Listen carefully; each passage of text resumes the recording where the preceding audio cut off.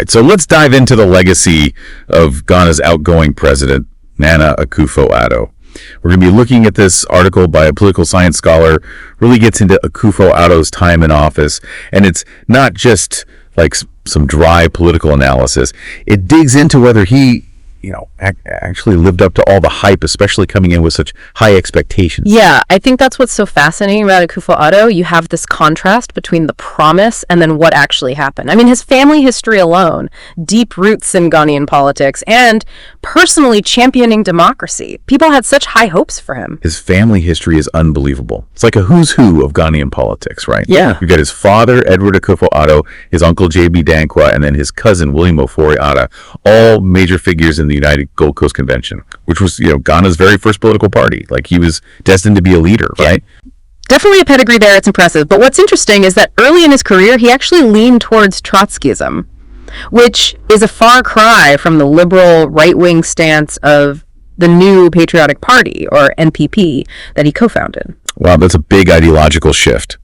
And the NPP has been one of the two dominant parties in Ghana since the 90s. So understanding that political landscape is key to understanding Akufo-Addo, right? Absolutely. The NPP's right-wing alignment really sets the stage for Akufo-Addo's political philosophy and his policies as president. Okay, so rewind to 2016. He finally wins the presidency after 2 unsuccessful attempts. Everyone's excited to see what he's going to do.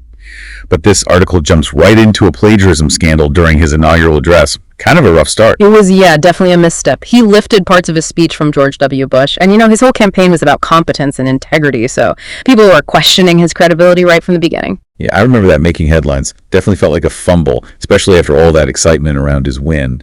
But the article also talks about some significant achievements in his first term, especially economically. Can you tell us about that? Sure, yeah. So Akufo-Addo launched this ambitious Ghana Beyond Aid initiative.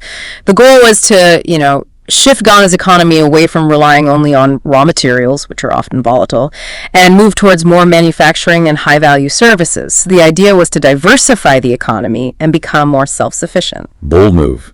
And it sounds like there was some early success. The article mentions that Ghana actually ended its reliance on IMF support in 2019. That's huge for a president pushing for economic independence. It was a symbolic victory, for sure. It showed that Ghana was on an upward path, moving away from aid dependency. Right.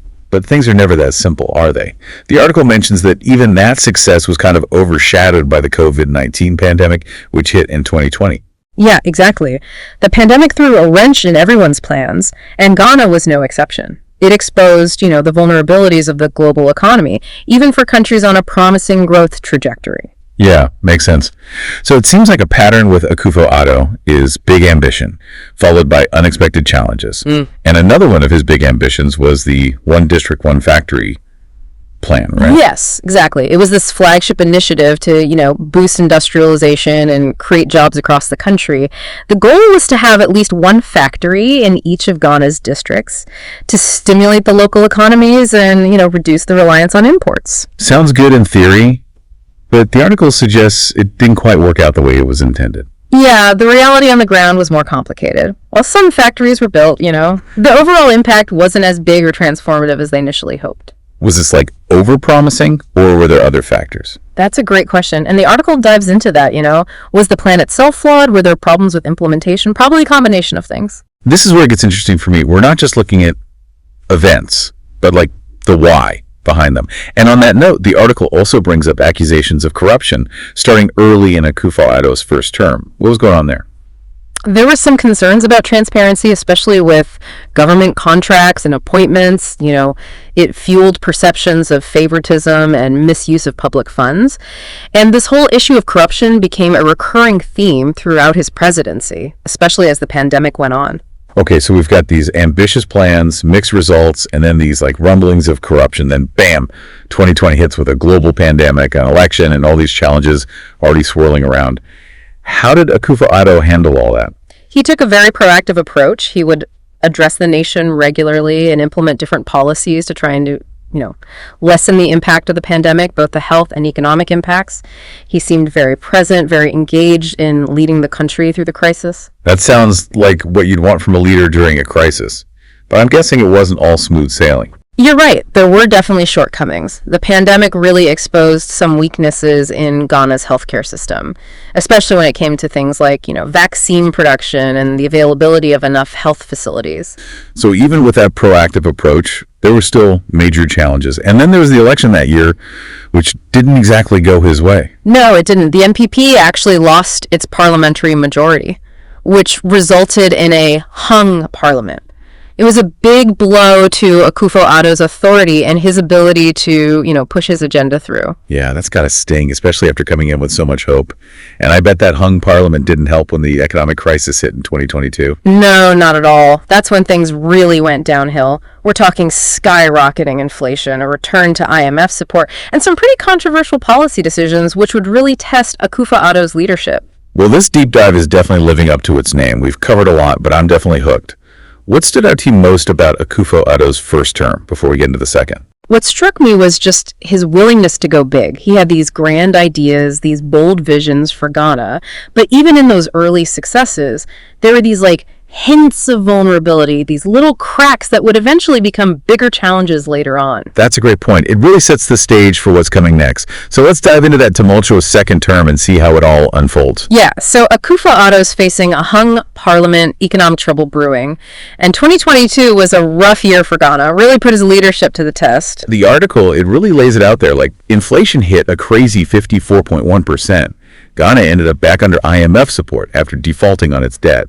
It's a pretty stark picture of how things unraveled, especially after those early economic wins we talked about. Yeah, it's almost like a textbook example of how quickly things can change, right? Yeah. The pandemic, other economic factors kind of created this perfect storm. Even the most prepared leaders would have struggled with that.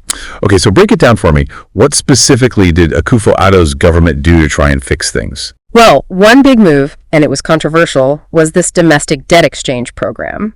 So imagine you've invested in government bonds hoping for a safe return, and suddenly you're asked to accept less return or wait way longer to get your money back. Oh, wow, that's gotta hurt, especially for people depending on those investments for income. Yeah, absolutely. And it was especially tough on pensioners, people who'd put their savings into these bonds, expecting a steady income during retirement. The article talks about these images of elderly Ghanaians protesting, demanding that the government protect their money.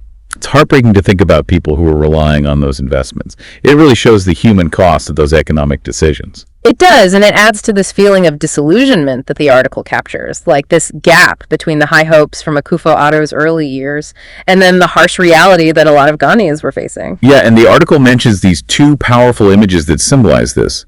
First, the environmental damage from illegal mining, and then this abandoned construction site of the National Cathedral in Accra. They're so symbolic, right? You have the illegal mining continuing to destroy the environment despite the government's efforts to stop it. It's like this visual representation of the gap between promises and reality. And the cathedral. It was supposed to be this big symbol of faith, unity. To see it just unfinished, it's a real reminder of unfulfilled potential. Exactly. It's almost like a monument to those unfulfilled promises. And remember, the author here is a political science scholar. So they're coming at this from a unique angle. What are some of the key takeaways they give about Akufo-Addo's legacy? Well, the author acknowledges the challenges he faced, especially, the pandemic, something no one could have predicted. But they also suggest some of the problems were self-inflicted. Okay, like what? Give me an example. Well, they say maybe setting such high expectations during the campaign backfired. It's like that saying, under-promise, over-deliver. In politics, maybe managing expectations is just as important as the policies themselves. Yeah, that makes sense. You set the bar so high, it's hard to meet those expectations, especially when something like a pandemic throws you off course. Exactly. And then there's the whole execution side of things. The author suggests maybe Akufo-Addo didn't surround himself with the right people to get things done, maybe issues with efficiency or just not having the right team to handle those ambitious plans. It's like having the plans for a beautiful house, but you don't have skilled builders who actually construct it. The vision's there, but without the right people, it falls apart. That's a perfect analogy. It gets right to the heart of what the author's saying. So is the author saying Akufo-Addo was a failure? Is that the final word? I think it's more nuanced than that. They acknowledge the achievements, especially from his first term, but they argue that ultimately his presidency didn't live up to its early potential. And in some ways, that's a tougher assessment than just saying he failed. It means there were missed opportunities, things left undone, this feeling of what could have been. That's an interesting way to look at it. It's not just about success or failure. It's about the gap between what was promised and what actually happened. Exactly. And that's what makes this story so interesting, right? It makes you think about leadership, the challenges of governing, and how domestic policies and global events all play off each other. It's like we're going beyond just one man's presidency. We're talking about the bigger picture of power, ambition, and just how unpredictable the world is. That's a great way to put it. And it reminds us that leadership isn't just about grand visions or making promises. It's about dealing with the nitty-gritty, the unexpected challenges, and making tough decisions that can have huge consequences. It's a balancing act, for sure. You have to be ambitious enough to inspire change, but also pragmatic enough to adapt. Absolutely. And that brings up a key question. Given Akufo-Addo's background, his early wins, and then the later struggles, what lessons can we learn about leadership, about political promises, and about how much global events can really impact things? That's a fantastic question to think about as we wrap up this part of the deep dive. It's a good reminder that Akufo-Addo's story isn't just about one guy or one country. It reflects the challenges that leaders all over the world are dealing with. Yeah, it's like his whole journey from those early days of activism to becoming president and all the ups and downs. It really shows how complicated leadership can be, especially in this day and age. It really does. It highlights how, global events, the economy, even internal struggles, they can all have a huge impact on whether a leader can achieve what they set out to do. We've covered a lot. The ambition, the setbacks, the promises, the things left undone. But for you listening, what's the takeaway? Why should you care about what happened with this president in Ghana? Because it's not just about Ghana. This story gives us insights into leadership in general, on a global scale. It makes you think about things like, what do political promises really mean? How does economic development actually work? And what happens when a crisis, like a pandemic, hits? These are issues that everyone deals with everywhere. It's like a case study, right? By looking at what Akufo-Addo did right and wrong, we can learn something about leadership and governing that applies to lots of different situations. Exactly.